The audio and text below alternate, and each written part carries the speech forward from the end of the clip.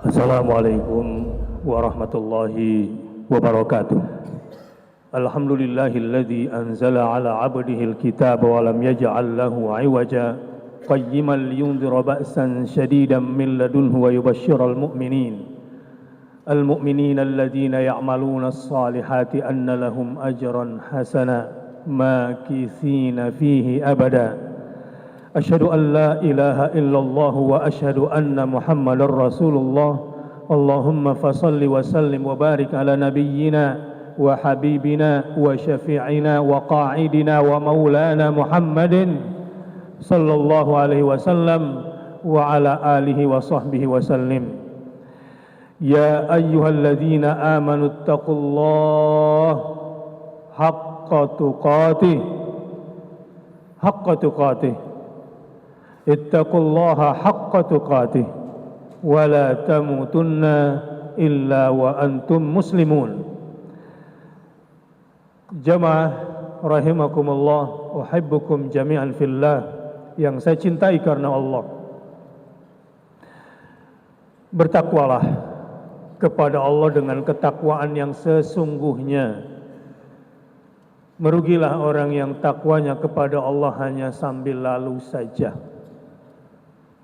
Beragama itu harus fundamental. Enggak bisa beragama itu biasa-biasa saja. Walaupun resikonya dituduh fundamentalis.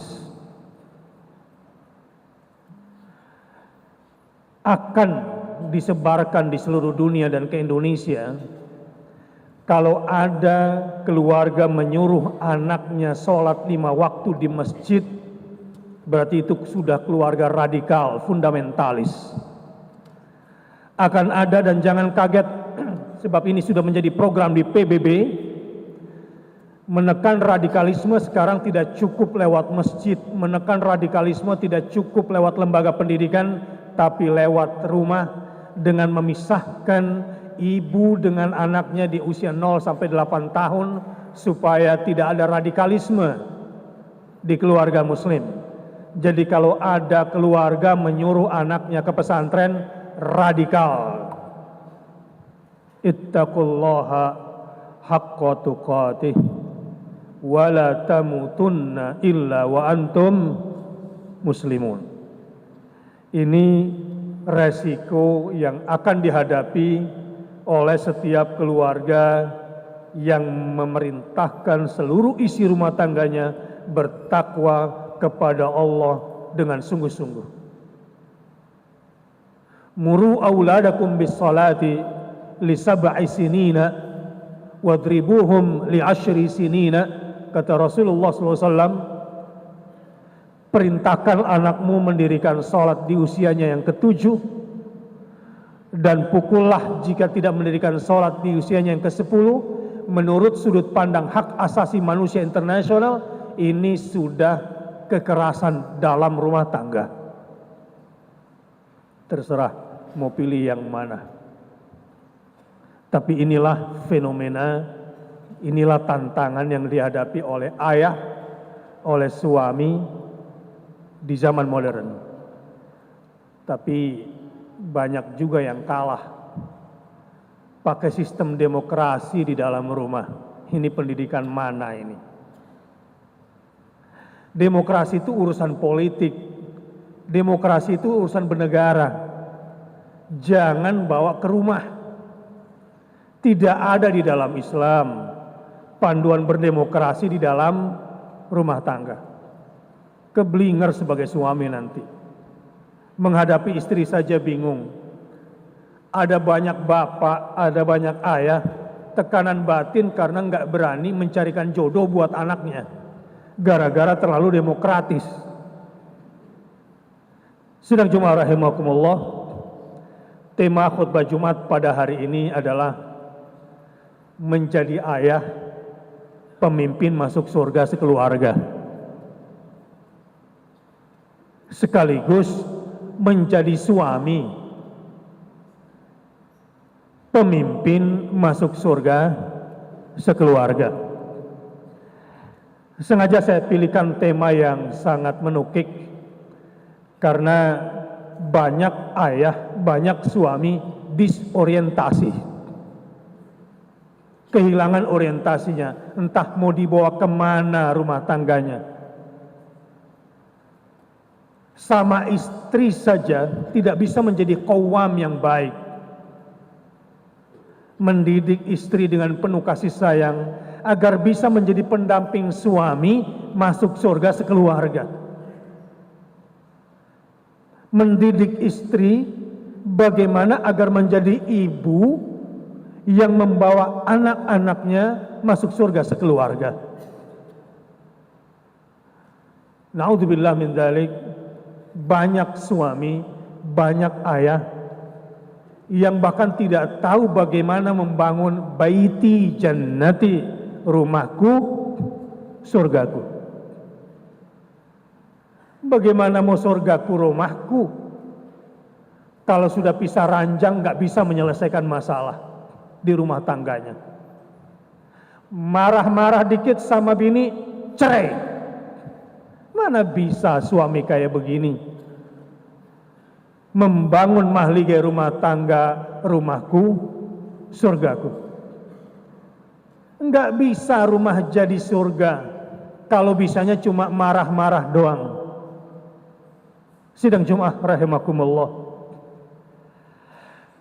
Memang tidak mudah karena tingkat keberhasilan iblis yang paling tinggi dalam menilai setan di bawahnya adalah bukan karena mereka berhasil menyantet seseorang sampai mati, bukan. Yang paling tinggi di kalangan setan bagi iblis nilainya, kualitasnya adalah kalau sudah bisa memisahkan antara suami dengan istrinya, orang tua dengan anak-anaknya. Ini tantangan berat. Jadi bisa dibayangkan betapa beratnya menjadi ayah, menjadi suami yang sudah tidak punya kurikulum, tidak punya strategi bagaimana menghadapi hantaman internal dan hantaman eksternal rumah tangga ini. Sidang Jumat rahimakumullah. Kalau kita lihat free sex, seks bebas yang rata-rata anak di kota-kota besar itu yang gadis itu di bawah 60%. Maksud saya di atas 60% itu udah nggak gadis lagi. Dan ayahnya tidak tahu itu. Bahwa anaknya tidak gadis lagi. Karena yang ayah tahu adalah kerja, gaji, karir, sibuk. Yang ayah tahu kalau sudah kasih nafkah uang ke rumah berarti sudah menjadi ayah. Ini salah besar. Anda sukses menjadi ayah, impact-nya besar.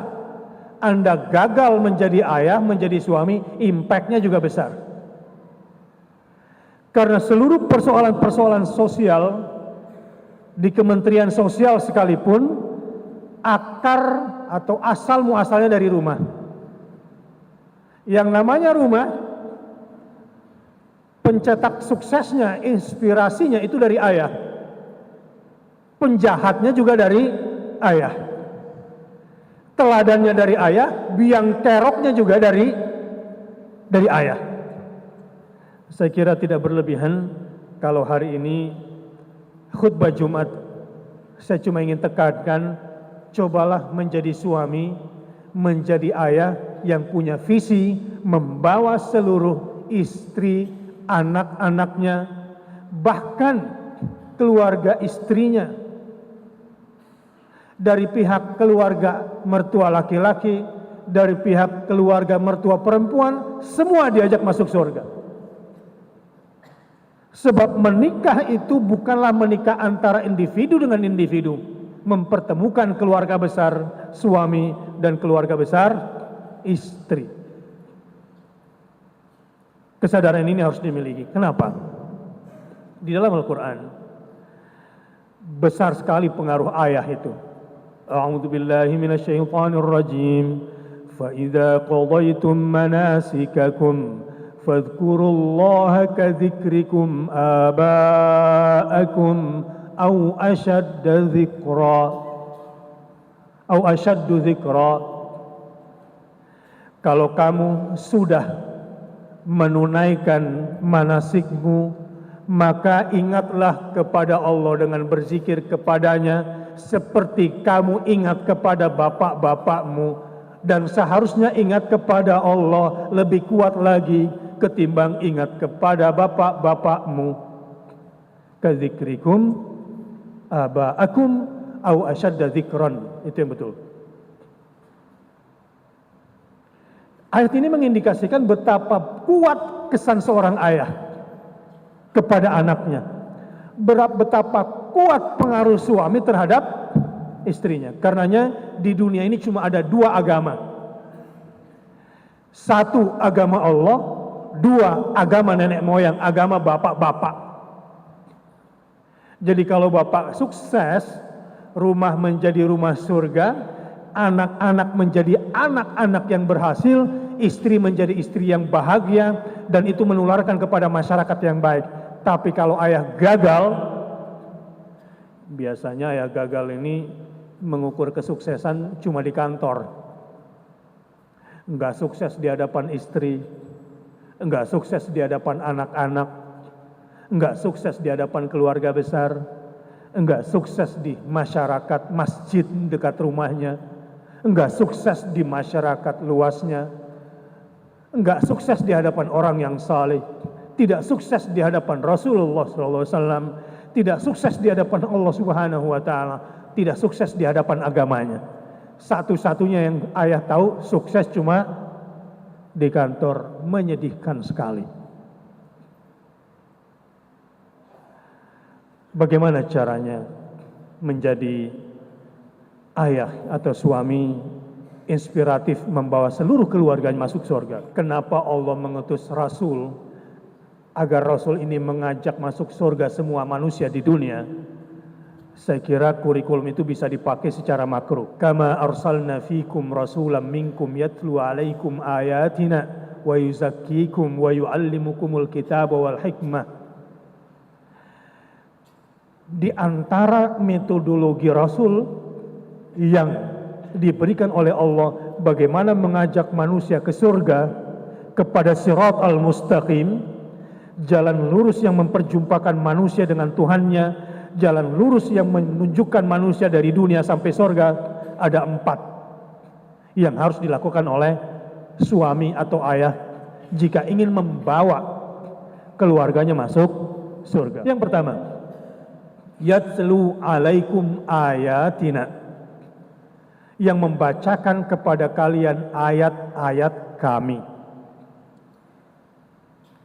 Kalau ingin menjadi ayah dan suami yang sukses membawa keluarga masuk surga, jangan kebanyakan narasi kata papa, menurut papa, kata ayah, kata suami. Dengerin kata suami, bukan itu.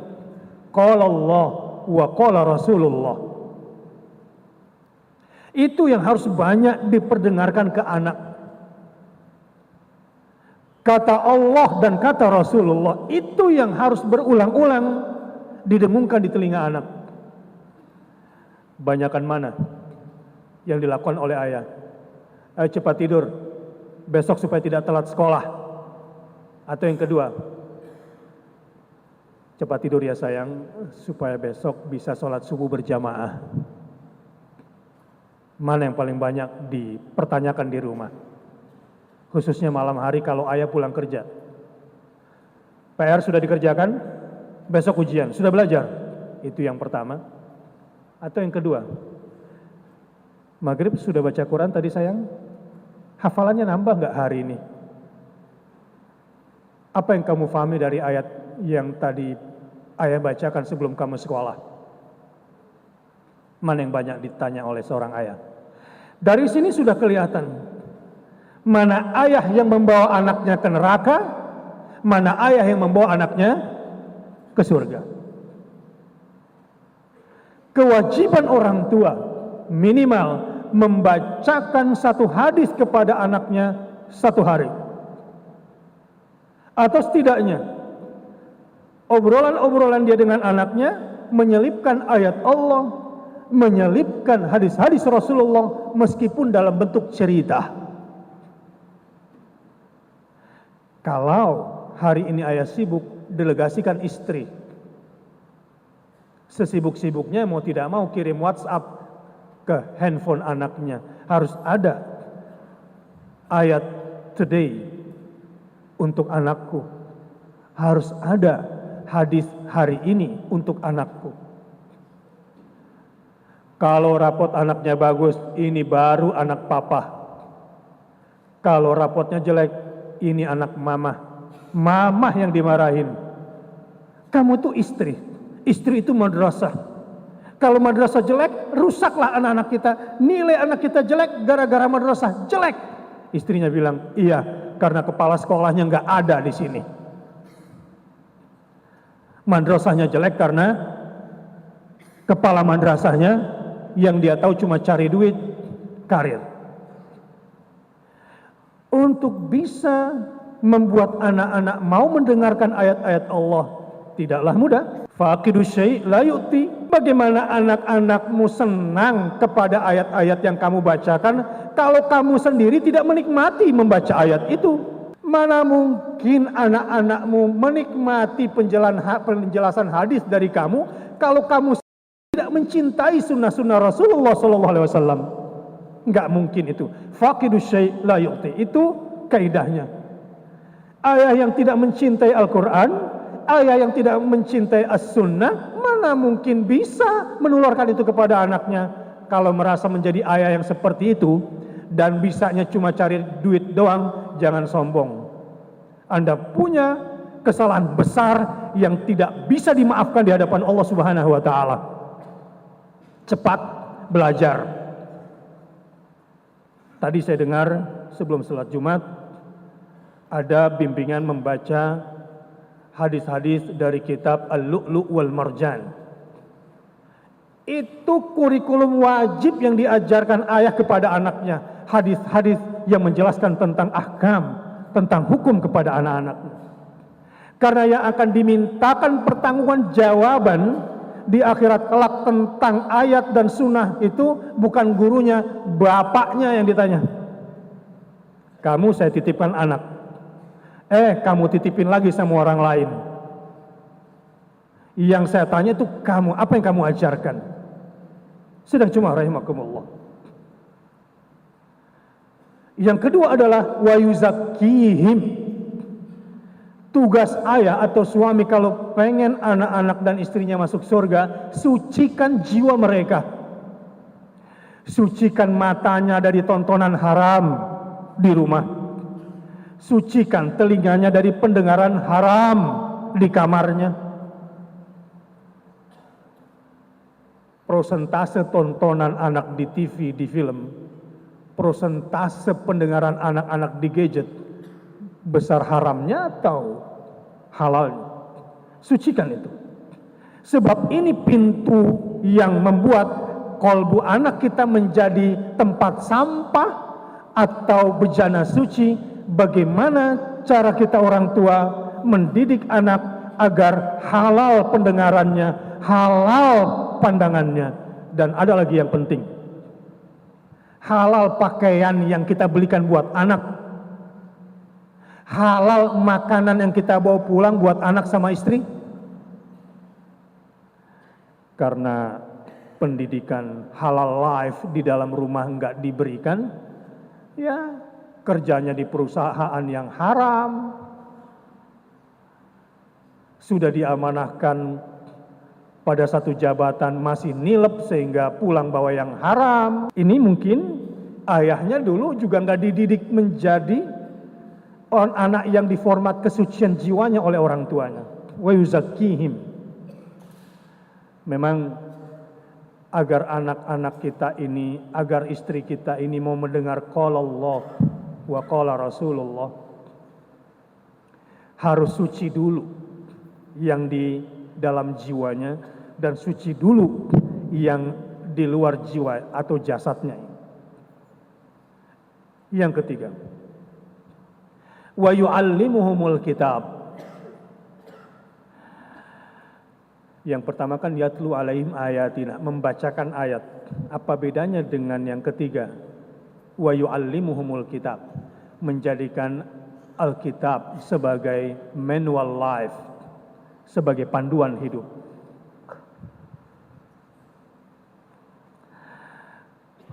Anak-anakmu, kalau tidak kau disiplinkan dengan aturan syariat, pasti disiplinnya dia nanti sama hawa nafsunya. Contoh, kalau besok ada pertandingan untuk klubnya, mungkin sebelum subuh dia sudah bangun, mempersiapkan pertandingan yang dia suka. Tapi kalau hari-harinya disuruh sholat subuh seperti itu, mungkin gak bangun. Ini berarti ayahnya gagal nih. Dengar azan dekat rumah, Allahu Akbar, Allahu Akbar. Kalau anaknya masih di depan TV, masih nge-gadget, dan sudah komat pun masih belum bergeming, ini bapaknya nih yang bersalah. Berarti memang tidak ada pendidikan mendisiplinkan anak dengan aturan-aturan Allah Subhanahu wa Ta'ala. Jangan menyesal nanti menjelang matimu, wahai ayah. Menjelang matimu, wahai suami, kamu akan menyesal. Jangankan menjelang mati, sebelum mati saja sudah menyesal. Saya mau kasih contoh. Apa doa anak yang soleh buat orang tuanya? Rabbighfirli wali walidayya warhamhuma kama rabbayani shaghira. Wahai Tuhanku, ampunkanlah dosa kedua orang tuaku. Dahsyat sekali. Saya dan beberapa teman sering berdiskusi, sangat menikmati dahsyatnya doa anak itu. Saya ulangi, saya dengan beberapa teman sering curhatan bareng sama para suami, para ayah. Sangat menikmati dahsyatnya doa anak-anak kita itu. Khususnya berkaitan dengan usaha kita sebagai orang tua untuk kehidupan anak hari ini dan masa depannya. Ada banyak kemudahan kalau anaknya sering doakan orang tuanya. Wahai Tuhanku, ampunkanlah dosa kedua orang tuaku. Sayangilah keduanya, kama rabbayani shaghira, sebagaimana keduanya mentarbiyah kami, rabbayani, mendidik kami. Kama rabbayani, sebagaimana keduanya mendidik kami saghiran, bukan kabiran. Sebagaimana mereka keduanya mendidik kami di waktu kecil.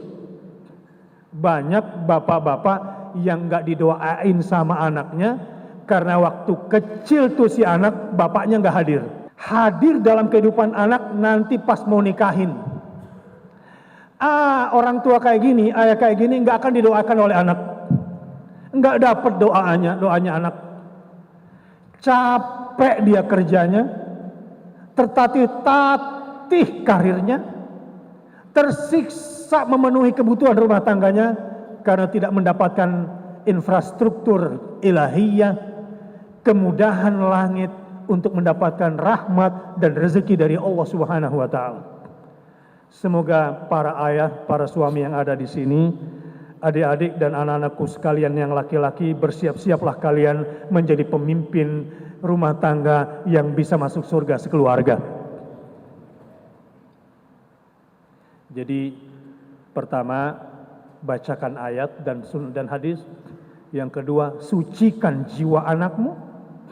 Yang ketiga, jadikan Alkitab sebagai panduan hidupnya. Bagaimana cara menjalani hidup? Salah besar kalau bapak-bapak tidak menjadi kepala sekolah bagi anaknya. Bukan gak percaya sama guru, bukan nggak percaya sama kurikulum sekolah. Sampai hari gini, kurikulum Diknas masih menyatakan kalau anak kita itu keturunan kera, belum keturunan Adam, karena ilmunya memang baru sampai di situ. Buka, mana buku pelajaran biologi anakmu yang mengajarkan bahwa anakmu keturunan Adam? Enggak ada. Ilmu biologi anakmu masih mengajarkan mereka keturunan siapa? Monyet. Kalau bukan kamu orang tuanya menjadi kepala sekolah, kamu cuma bekerja keras, besarkan badannya, pikiran anakmu dirampok oleh sekularisme, dirampok oleh liberalisme pendidikan dunia saat ini. Kalau yang kamu tahu cuma kerja, dapat gaji, kasih anak, jiwa anakmu dirampok dan dimusyrikkan oleh orang di luar sana. Dan biasanya anak-anak yang tidak disucikan jiwanya oleh orang tuanya, biasanya isinya cuma dua, kalau nggak syahwat ya syubhat. Ongkos ngebesarin anak kayak gini nih mahal biasanya. Boring dikit minta ke mall, ada gadget baru minta dibeliin, fashionnya maunya yang branded, uang jajannya mahal, disuruh bangun tahajud, repot anak kayak begini. Sehingga banyak orang tua, ayah-ayah ini kelimpungan menjalani hidup. Dan yang terakhir, yang keempat, wal hikmah. Apa itu wal hikmah? Ajarkan kepadamu hikmah. Yang negara ini sendiri cara mencari presiden, cara memilih menteri, sampai cara memilih gubernur, jauh dari kata hikmah. Padahal Indonesia ini nggak boleh dipimpin rakyatnya kecuali kerakyatan yang dipimpin oleh hikmah. No, di Jakarta dapat gubernur kafir, masih banyak ulamanya, masih banyak ustadznya bilang, ya begitulah omongannya tentang pemimpin kafir.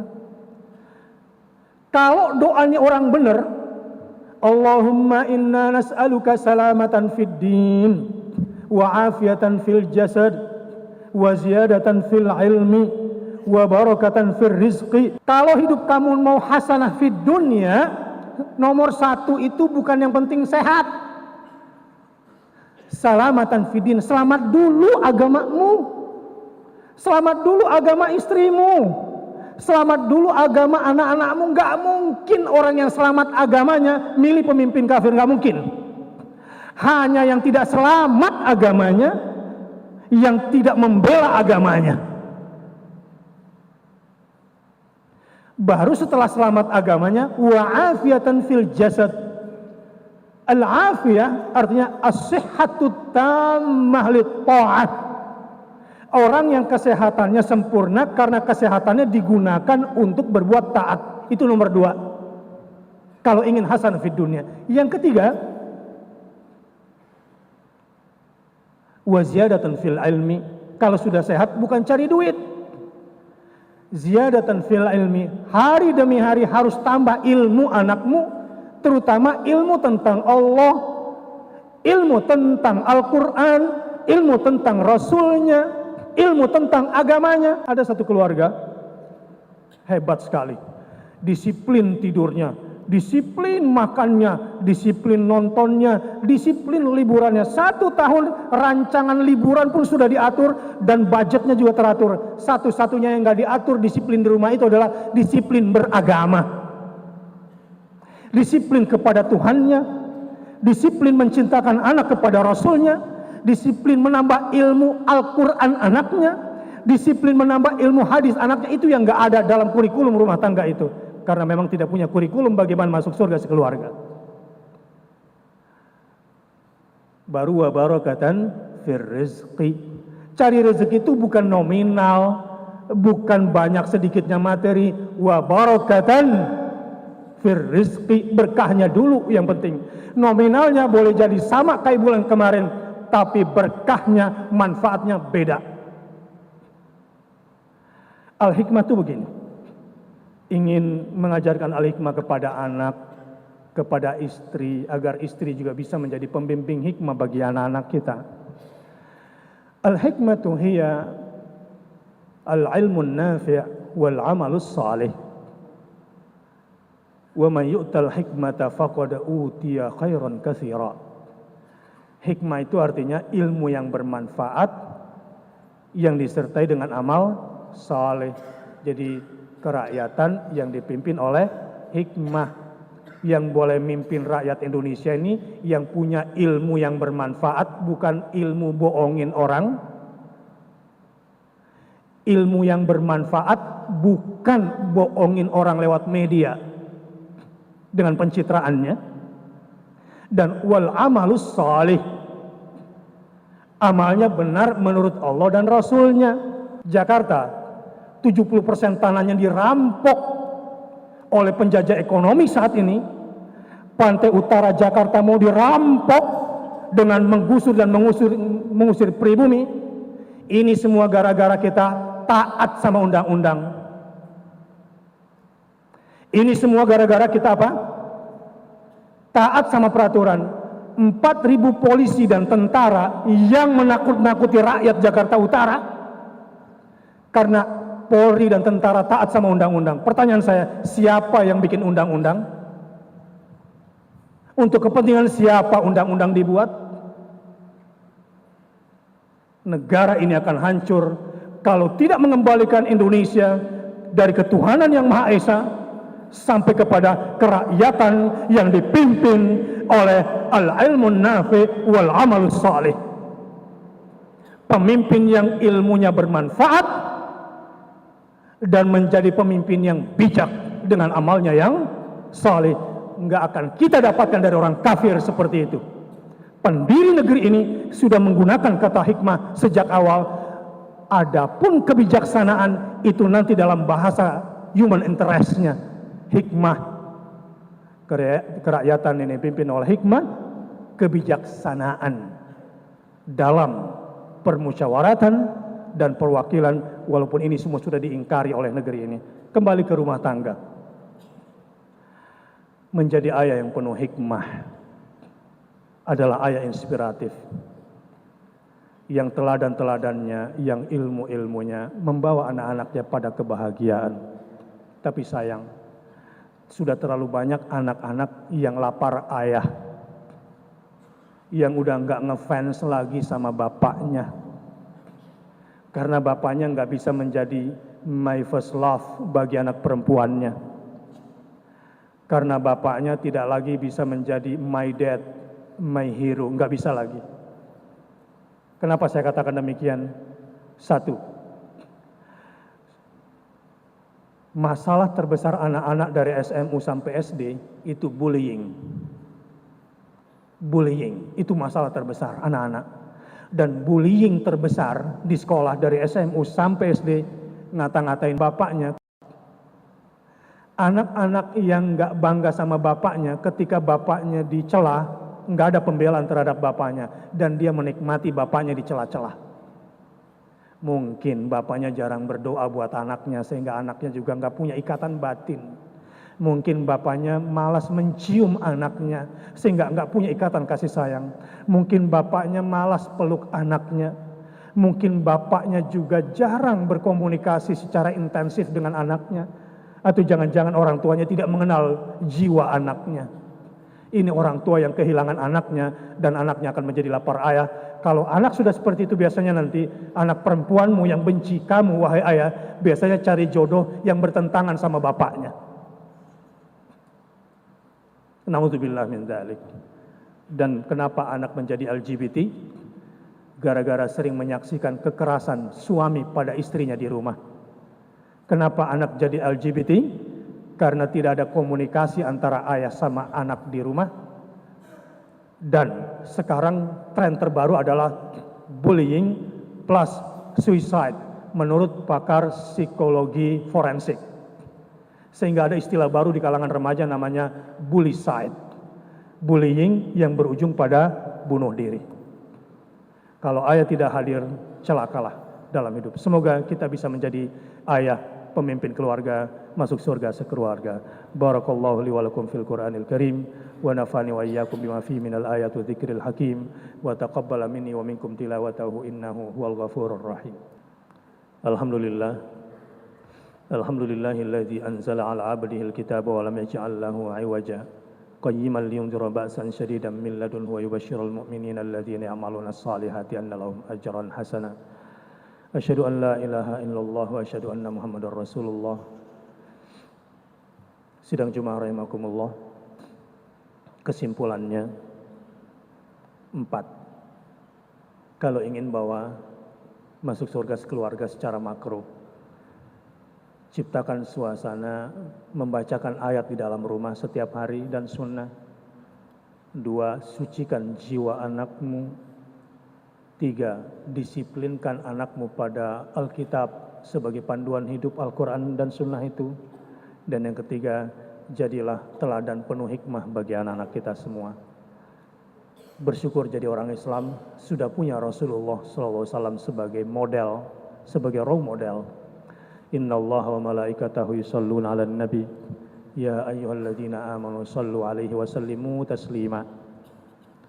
Wa 'ala sahabati ajma'in Abi Bakrin wa Umar wa Utsman wa Ali wa 'ala tabi'in wa tabi'it tabi'ina lahum bi ihsanin ila yaumiddin warhamna ma'ahum bi rahmatika ya arhamar rahimin. Allahumma ighfir lil muslimina wal muslimat wal mu'minina wal mu'minat al ahya minhum wal amwat innaka sami'un qaribun mujibud da'wat ya qadiyal hajat. Rabbana hab lana min azwajina wa dhurriyyatina qurrata a'yun waj'alna lil muttaqina imama. Ya Allah, jadikanlah anak-anak kami anak-anak yang saleh dan salihah. Rabbana hab lana minas salihin. Rabbana hab lana minas salihin. Jadikanlah anak-anak kami anak-anak yang saleh dan salihah ya Allah. Separuh kesalahan anak kami adalah kesalahan kami ayahnya, karena kami tidak menjadi guru yang baik bagi anak kami. Ampunkan dosa anak-anak kami dan cucu-cucu kami ya Allah. Sebagian dosa anak kami adalah dosa kami sebagai suami, karena tidak bisa menjadi suami yang teladan bagi istri kami ya Allah. Rabbana ja'alna muqimas salah wa min dzurriyyatina Rabbana wa taqabbal du'a ya Allah. Jadikanlah kami teladan salat bagi anak-anak kami ya Allah. Jadikanlah kami sebagai ayah yang menjadi teladan mendirikan salat di dalam kehidupan kami bagi anak-anak kami ya Allah. Jadikanlah anak-anak kami anak-anak yang mendirikan salat ya Allah. Jika sudah mendengar azan, ketuklah hatinya untuk tersungkur sujud kepadamu ya Allah. Rabbana auzi'na an nashkura ni'mataka allati an'amta 'alaina wa 'ala walidayna wa aslih lana fi dhurriyyatina inna tubna ilaik wa inna minal muslimin. Rabbana ighfir lana wa liwalidayna warhamhuma kama rabbayana shighara. Rabbana ighfir lana wa liwalidayna warhamhuma kama rabbayana shighara. Ampunkanlah dosa kedua orang tua kami ya Allah. Ampunkanlah dosa kedua orang tua kami ya Allah. Sayangilah keduanya ya Allah. Cintailah keduanya ya Allah. Tempatkanlah keduanya di sisimu ya Allah yang mulia. Sebagaimana keduanya mendidik kami sejak kecil. Rabbana ighfir lana wa liwalidayna warhamhuma kama rabbayana shighara. Jadikanlah kami pemimpin rumah tangga yang membawa keluarga kami ke surgamu ya Allah. Mampukanlah kami menjadi suami dan ayah yang menjadikan rumah kami sebagai permulaan surga kami di dunia. ربنا تقبل منا إنك أنت السميع العليم وتب علينا إنك أنت التواب الرحيم ربنا آتنا في الدنيا حسنة وفي الآخرة حسنة وقنا عذاب النار وصلى الله على خير خلق محمد نبي الأمي وعلى آله وصحبه وسلم عباد الله إن الله يأمر بالعدل والإحسان وإيتاء ذي القربى وينهى عن الفحشاء والمنكر والبغي يعظكم لعلكم تذكرون فاذكروا الله العظيم يذكركم واشكروه على نعمه يزدكم ولذكر الله أكبر والله يعلم ما تصنعون